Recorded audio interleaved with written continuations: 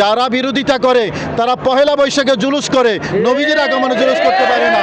নবীকে পাইয়া খুশি হওয়া এটা নসিবে থাকতে হয়। কেউ তো মন্দির পাহারা দিয়ে খুশি হয়, আর কেউ পেয়ারা নবী রাসূল করিম সাল্লাল্লাহু আলাইহি ওয়াসাল্লামের শুভাগমনে খুশি হয়। যদি আমি গণতান্ত্রিকতার কথা বলি, যদি সংবিধানের কথা বলি এবং যদি সহনশীলতার কথা বলি, তাহলে যারা বাধা দিচ্ছে এরা অপরাধ করছে, আইনের দৃষ্টিকোণে অপরাধ করছে, ইসলামী শরীয়তের দৃষ্টিকোণে অপরাধ করছে।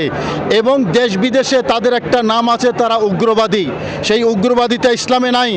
এই দেশে গণতান্ত্রিক দেশ, সবাই নিজের ধর্ম পালন করবে, ধর্মাচার পালন করবে, এটা স্বাধীন। যারা বিরোধিতা করছে এবং বিরোধিতার নামে যারা প্রতিহত করার কথা বলছে, সর্বপ্রথম বাংলাদেশ সরকারের দায়িত্ব তাদেরকে প্রতিহত করা।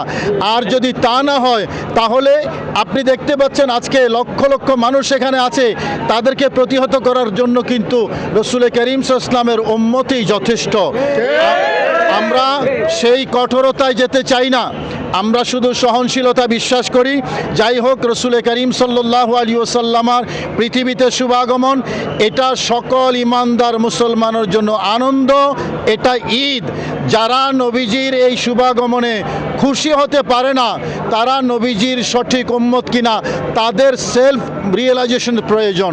নবীজির পৃথিবীতে শুভাগমনকে আল্লাহ বলেছেন ফালিয়াফরাহু, তোমরা আনন্দ উদযাপন করো রহমত প্রাপ্তিতে। আল্লাহ যখন বলেছেন তোমরা আনন্দ উদযাপন করো, বান্দা হিসেবে এটার বিরোধিতা করা আমাদের কোনো সুযোগ নাই।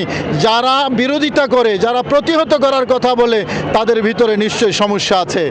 রাসূল করিম সাল্লাল্লাহু আলাইহি ওয়াসাল্লাম যখন মদিনা শরীফ গিয়েছেন, মদিনাবাসী নবীকে অভ্যর্থনা দিয়েছে, আমরা সে কথা জানি। সহিহ মুসলিম শরীফের হাদিসে আছে, যারা বিরোধিতা করে তারা পহেলা বৈশাখে জুলুস করে, নবীজির আগমনে জুলুস করতে পারে না। তারা সার্টিফিকেট প্রাপ্তিতে এবং দাওরা হাদিসের সমমূল্যায়ন পাওয়ার কারণে শুকরানা মাহফিল করেছে, অথচ রহমতুল আলামিন পৃথিবীতে শুভাগমনে তারা শুকরানা মাহফিল করতে পারে না।